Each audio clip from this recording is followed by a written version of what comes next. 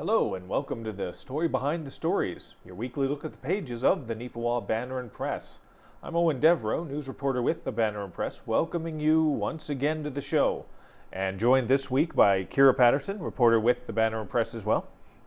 Hey Kira. Hello. Seems like we haven't been here in quite a while. Oh yeah. Well, it's just that time of the year, everything sort of drags out and sort of flies by all at the same time. Yep. Yeah.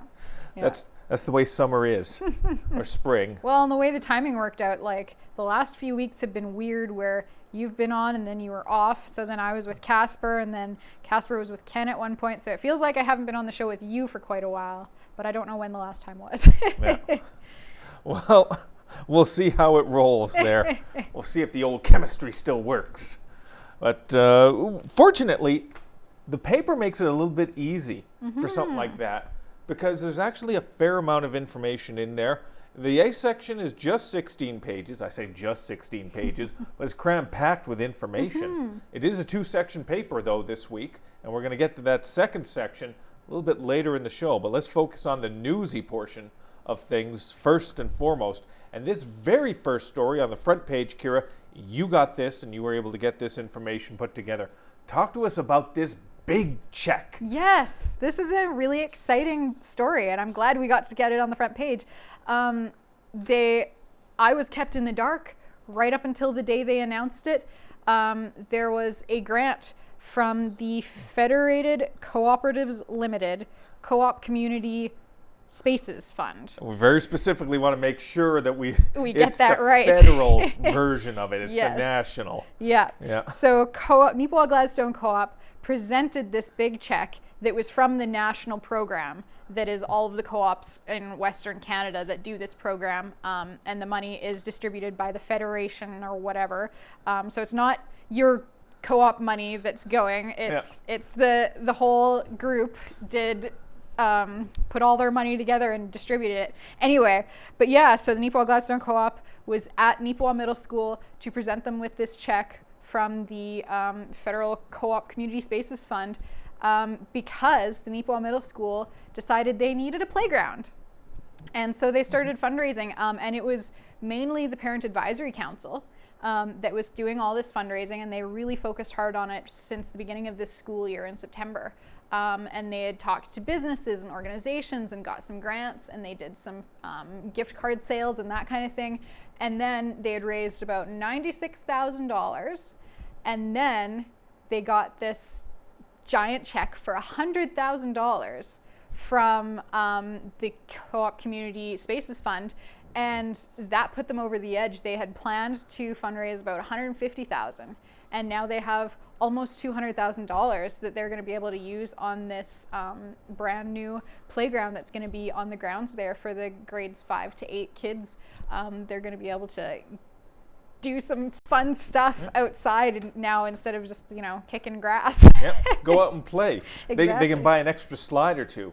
Although I don't even know. Are slides a thing? Are you allowed to have slides anymore? Oh yeah, I think there's 3 slides on this structure. We have a picture on page 15, A15, and it shows what it will potentially look like. And they were saying that this is approximately 95% accurate to what it'll look like in the end. And there's 3 slides on this structure, so that's pretty snazzy. They've got 3 slides. They've got kind of a climbing rope type of a structure. They've got some swings. They've got other stuff that I have no idea what it is. All these newfangled children's toys. It looks like it's going to be loads of fun, and it's going to give those kids some great entertainment. All this parkour type stuff that the kids can play on, and maybe adults can play on too, so they can get on American Ninja Warrior. I was going to say we're turning our children into ninjas now, so that's pretty cool. That's how they get us. Yep. See, maybe we shouldn't be training them that way. Uh-oh. But a couple things from this that surprised me, and again, I'm older. It's been a while since I've been out on the slide and the swings and all of that. But the sheer cost, $150,000 to pay for the whole thing. Back in my day, it was a couple parents got some lumber from the home hardware, put some nails in there. If you bump your head, walk it off. You're fine. To be honest, I think that's what our play structure was at HMK when I was in elementary school. On the one side, we had a slightly newer, fancier one on the younger kids' side, but on the older kids' side, it was just this big box with one little plastic slide coming out of it. It was classic, but they have a newer one now that I'm gone. And of course, it's one of those things of safety is very important. Oh, yes. For youngsters nowadays, and it always should have been important, let's be honest. But I was a child of the 80s, and in the 80s, you know what, if you broke your brain, you just shook it off, you had some juice, and you went back and played again. And that's why you turned out the way you did. That pretty much explains it. Yes, it does. What's your excuse, Kira? They started getting safer in the 90s or whenever you were raised, 2008 or whatever. I was getting the leftovers. A month ago, a year ago, whenever you were in elementary school. It took them probably 20 years to fundraise for the new play structure they have there now. So, I mean, I still had the old one. Yeah. Well, fortunately, you're still small enough, though, that you can go out and you can still enjoy these types of things. I'm getting on that slide. You can bet your bottom. Me, I can't because, it just, I'd break it now. Yeah. You might break yourself, too. That's actually much more likely. Even sitting in the chair, just a little cramp here from the lower lumbar here, but that's no mind. But if you want to find out a little bit more about this fantastic story and this opportunity for Neepawa Middle School, you can find out about it. It's right on the front page of this week's edition of the Banner Press. We do continue the story on to page A15, where, as Kira said, you can see the actual artist rendering of what they're going to be setting up. I believe just behind the middle school, right? I think so, yeah. They didn't say exactly where it was going to be on the grounds, but it'll be on the grounds somewhere. Yeah, most likely. I mean, the front is the parking lot, so there's not many other options for them to be able to do something like that. All right, let's shift gears over to a story and something we've talked about a little too much over the last little while in the spring. It hit us again, a whole heap and bunch of rain once again has struck the region earlier this week. And the rainfall, we got a few pictures, and we did have a picture submitted to us. Beverly Jones was the person who took this picture, and it was submitted to us actually through NACTV. We're very appreciative of Beverly of sending us this to Jeremy, and then Jeremy forwarding it to us. This incredible picture of one of the roadways in the area, near the Austin area. It coincides with a picture I took here in Neepawa and a picture Ken Waddell took just on the just a little further away from Neepawa, the sort of in Neepawa but not really in Neepawa type thing. On the edge. Now it's on page 2. These 3 pictures you can see on page 2, and all the road damage that has occurred from the recent rainfall. If you want to see a better version of it, pick up a physical copy of the Banner Press anywhere here in Neepawa or in the surrounding areas around. If you're outside of our readership distribution area, you can always find the paper right on mywestman.ca. We got a version of it, a PDF version, a version you can click on issues.com and you can see it. You can flip the pages on your computer or on your tablet just as easy. And you really do have to see it close up and personal with your own eyes just to see how crazy this is. It's unbelievable. I mean, the first version I took, the picture I took, was over on Brown Avenue. That road heading down the hill towards the flats, and a portion of the fill that was in there has been washed away, and it really is quite deep in there. It's unfortunate. And then, of course, the picture in which the entire portion of the road in, I think it was the RM of Norfolk? Yep. Around Austin area. Yep. Washed all the way out. Unbelievable. And then, of course, Ken's picture of, you can see the overland flooding from one side of the road over to the other. Fortunately, the road's still there, but, Yeah, it was crazy. Like, we got a couple inches in the Neepawa area from that one thunderstorm that one night earlier this week. And then I guess at that same time around the Austin area where this middle picture was taken, I heard they got like 100 millimeters of rain, which is probably about 4 or 5 inches, like all in one night. That's insane. Like I can't imagine how fast the water must have been rushing to wreck that road so badly. Feel so bad for all the farmers and everyone out there And again, not even just farmers, but just people that live in rural sections, such as yourself and your family, Kira, and just terrible. Yeah. Like yesterday, I wasn't even able to drive my car into town because there was water over the road in both directions that I could possibly take to town. So I was lucky that I have a father farmer who has a big 4x4 truck that's about like 5 feet off the ground, and he could drive us through the water because the water was going over the road everywhere. It was crazy, but some parts of it go down really fast, but other parts it stays there for quite a while. Very unfortunate. I mean, that information, the pictures and the cut line you can find on A2 of this week's edition of the paper. I mean, water. It's just segues nicely into the other story we got about water, although this one's a little more tame, as it were. It's a little drier, if you can call a story about water dry. Oh, jeez. You went there, huh? I had to. It was right there. Right. I had to say it. All right, so we're talking specifically about the town of Neepawa seeking a water rate hike approval. This is a story every few years. We end up covering this story. All you got to do, for the most part, to be honest, is change the numbers here and there. I mean, it's one of those rinse and repeat. Maybe that's why we're raising the water, because we're rinsing and repeating stories too many times. Oops. But Whoops. That's one of the things. They have to go to the Public Utilities Board, every municipality. So the town of Neepawa is going to have to go to the Public Utilities Board ultimately to ask for this water request. But they got to go through a process there. At the most recent council meeting, administration had a very thorough sort of presentation that they went through. If you've watched the council meetings, which you can see right here on NAC TV, you would have seen the presentation as well for yourself.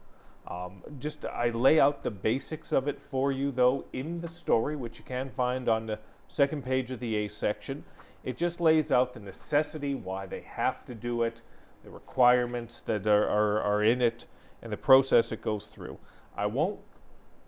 Most numbers, everybody glazes over. I thoroughly understand that, so I'll try and break this down. Essentially if this is approved, you're going to be paying just over $12 more a year for your water this year. And then you're going to be paying just a little over $12 more on top of that in 2024. And then you're going to be paying a little over $3 more in 2025. Now you put that math together, you start doing the math, 12 and 12 and 3, that's 27, and then there's change in there, $28. Comes out to about $28-ish that you're going to be paying. 3 years from now, you'll be paying $28 more a year for your water. Everybody does get a little up in arms when they got to spend more money than they really think they have to.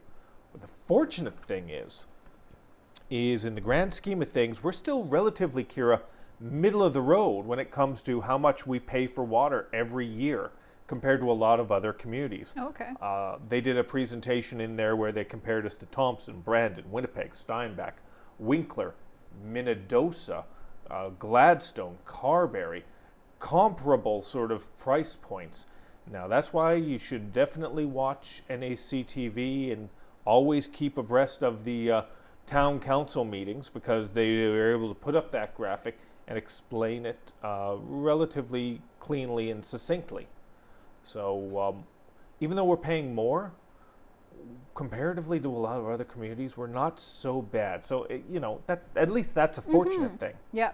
You can't look at somebody, so-and-so down the road and say, how come they're only paying this much and we're paying this much? Man, that is a spot-on imitation of the person you were trying to imitate. That was you, because you would be doing that. Well, yes, it's true. I do that all the time. This is my normal speaking voice when I'm not on television. Yeah, he's got a special speaking voice, so you can stand him when he talks on TV, but we have to listen to that all the time. That's right. As soon as the light goes on here, so does the character of Eoin Devereux. But once again, it's one of the realities of a thriving, growing community as well. And that's the thing. It's part of it. We're going to have more people coming in. There's going to be more stress on the water supply and all that. So it's not like this money goes towards nothing. This money goes towards infrastructure and ensuring that we have a system that works. because nobody really thinks about water and sewer until it's messed up. And fortunately right now our water and sewer for the most part is not messed up. Exactly. Yeah. So that's that story. Hopefully you'll be able to take a few minutes and give it a thorough perusal. And of course, you know, it's the way it is. All right, let's head down the road a little bit to Gladstone. We've been talking a fair bit about Gladstone in the last couple papers. We do appreciate you giving us these tips, community members of Gladstone and an area, and we appreciate it so much. And this one is about a donation that's happening. Why don't you walk us through this one, Kira, about about the swimming pool? Yeah, this is really cool. And I forgot that I actually wrote the story about, I think it was me that wrote the story about Gladstone getting a new swimming pool. They will be having a completely new pool. In Neepawa, we're getting some upgrades. Gladstone, they're completely replacing the old pool, getting a new thing. And that story, I think, came out, I don't know, 6 months to a year ago. I can't remember exactly, and I forgot to look it up. It all blends together. Exactly. It feels like a little while ago. But they've still been doing fundraising for it and stuff. They'd gotten a huge grant that I think covers about 50% from the province, I believe it was. But they're still doing fundraising. They want to cover that other 50%, and a huge chunk of that just got covered by the Gladstone Legion. They got a donation of $50,000 from the Gladstone Legion, which is amazing. That's a huge check. They had a big check and they sent us a picture of it, which is awesome. Thank you so much for doing that. Nice. It's no playground, but it's still a nice chunk. Oh yeah. Oh yeah. So that was really exciting. We were so happy to be able to share that story because that is a significant amount of money, and a new pool for Gladstone is going to be a really great thing for them to have, because the one they have now is fairly old. It's getting a little run down. They decided it's not really fixable to be what they want it to be, so they're starting fresh, and that's going to be really exciting when that comes into play. I don't know off the top of my head when they're going to start construction on that, but I want to say it maybe was going to be this year or next year. It'll be soon, I think. But I forgot to, again, look up that story because I know that I covered that a little while ago. Yeah. No, that is wonderful to be able, and we're going to be continuing to cover this story as it continues to develop over the next few weeks and months, and who knows, maybe years. On the same page, we also got a little information about the Chase the Ace that occurs at the Legion in Gladstone. There is a winner, multiple winners of the Chase the Ace, which is, again, congratulations to those individuals.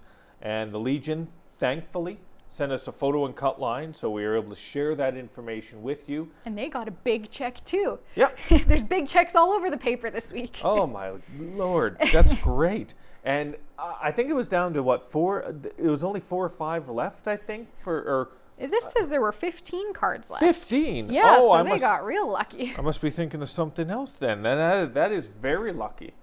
Yeah, because usually around the 5, 6, 7 is when the real people from other towns start showing up and start spending cash on this thing. So. Yeah, your odds go up, but Yep. they still got it, even with that 1 in 15 or whatever the odds were there. And they got just over $9,000 between 3 people, so that's over $3,000 per person. So that's really exciting for them, I bet. That's right. And again, 50-50, so it means another 50%, another 9,000 plus is going back towards the Legion, which I'm sure is definitely going to need it. So many of our legions in our rural communities are dealing with difficulties due to the pandemic and the shutdown. That's put a lot of stress on their budgeting, so every little bit helps. So I think this little bit will definitely do the same. All right, we're going to shift over to another story that was initially our front page, but we had the discussion behind the scenes. It's like, okay, this is a check for $100,000 for Neepawa Middle School. This is a rarity type thing. This is one we're going to have to put on the front page, and we're going to have to bump this other thing into the paper. It's our teaser on the front page, but it's bumped over to page A9.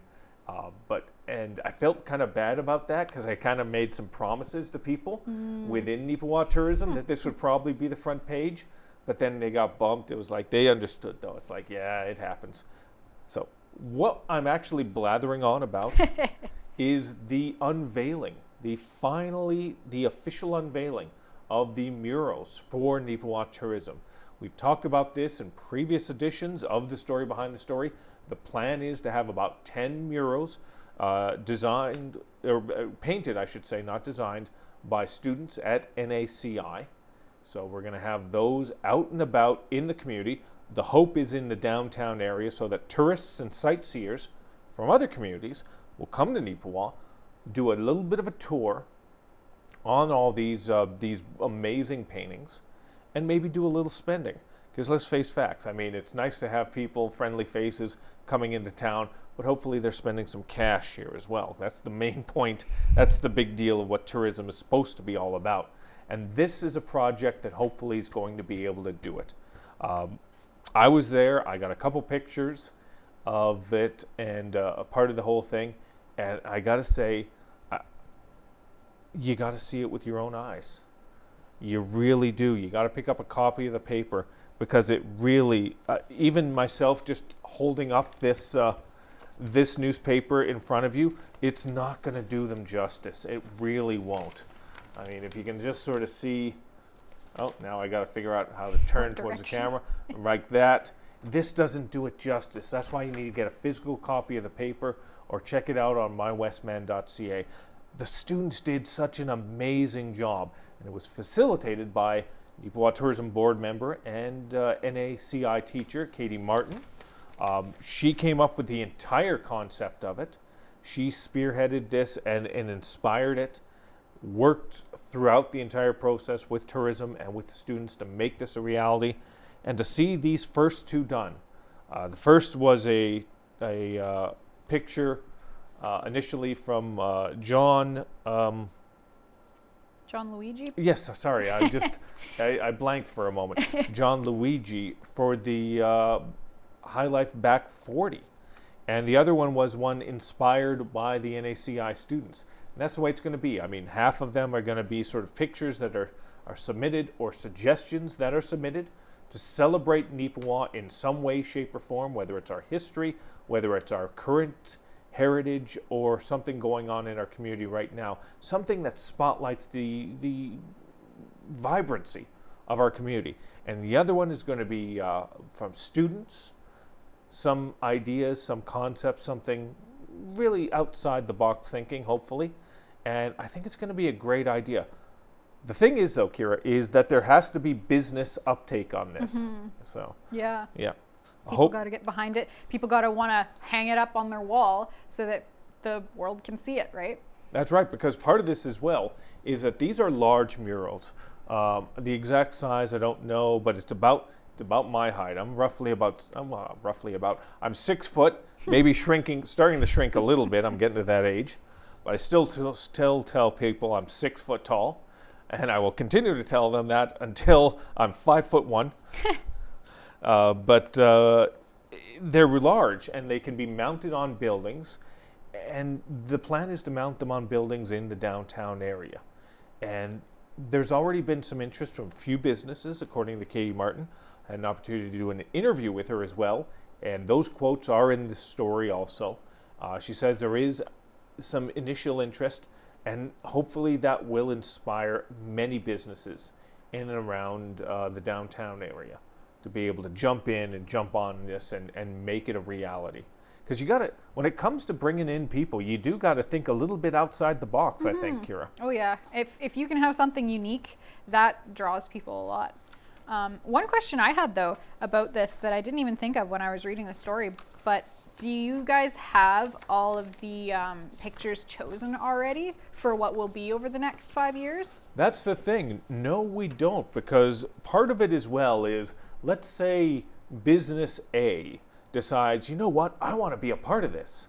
I definitely do, but I'd like it to be inspired by my widget company. My build widgets, and Neepawa has a great history of building widgets, so I would like something inspired with widgets in it. So we can work with them on that. And that's the sort of the idea, whether it's widgets or bobbledy-boo-boos, or smidgety-poos. Or doodads. Or doodads. Or thingamajiggers. Yep. Or newspapers. Just throwing that out there for you, Ken. There's a big space on the side of this building. I'm not saying. I'm just saying. So hopefully the business leaders of Neepawa will see the viability of something like this and jump on board.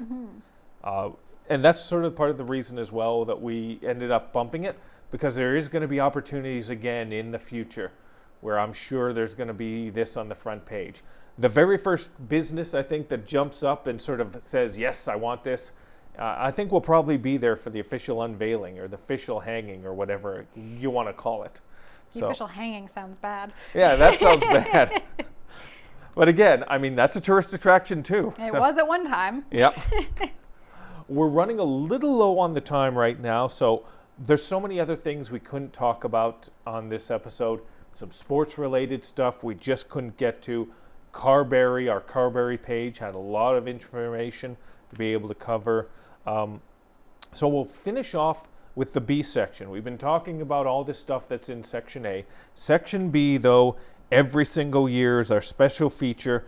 Congratulations to the graduates of all the high schools from Neepawa and the surrounding area. This year, it was huge. We normally do 16 pages. We had to do 20 pages this year. Unbelievable. Yeah, our B section is bigger than our A section. That's weird. Yep, I know. And it's pictures of each and every from, and again, not just Neepawa, from Carberry, from Minnedosa, from Gladstone, McCreary, yes. Erickson. Yeah. So we try and be as broad in terms of our coverage for all these schools as best we can. So we do appreciate the assistance from each and every school, because it's not just a case of just sort of sitting back and waiting for them to email. There's a little bit of chasing. We got to chase some people down to sort of get the information and to get the names. And Diane Warner does this section, and oh my God, she's got more patience than I do. She might, I can't.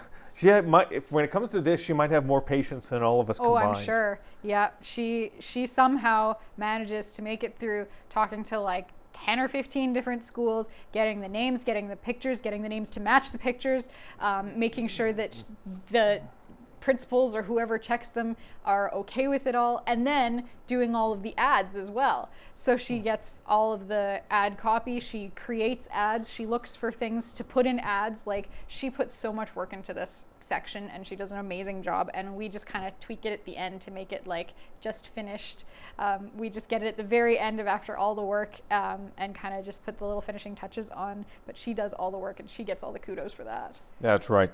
And once again, even if you don't have a son or a daughter or anyone who's sort of graduating, it's always great to be able to celebrate this part of the season. We try and make it as memorable as humanly possible, because you only graduate high school once.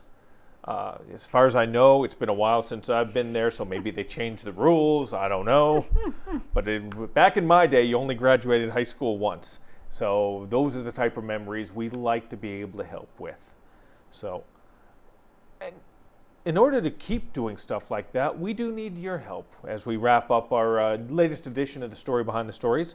So hopefully you'll be able to give us some tips, either through email at news@neepawabanner.com or through the phone at 476-3401. Not just Neepawa related stuff, but anything in regards to our outlying community. We try and get out as much as we can, but we need your help every once in a while to be able to chase down those leads. Yep. So once again, and again, Kira, thank you very much for taking a little bit of time away from, work. Thanks for giving me some time away from work. Yeah. And again, appreciate the time we're able to spend with you right here on NAC TV. Hopefully you watch the programming on this channel, Neepawa related, Neepawa oriented, because that's what it's all about. So once again, thank you for taking a little bit of time and spending it with us. Have a good week.